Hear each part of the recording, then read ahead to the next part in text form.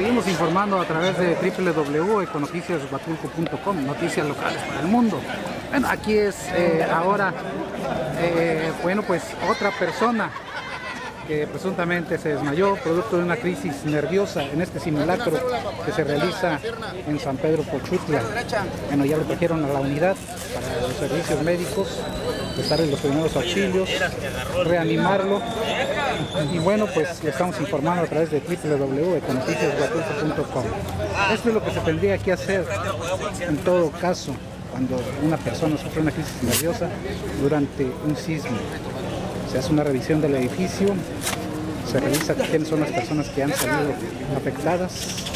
Presuntamente se desmayó durante la ocurrencia del sismo y bueno, pues fue bajada en camilla por las unidades médicas, una unidad que siempre debe estar atenta en este edificio del Palacio Municipal de San Pedro Pochutla.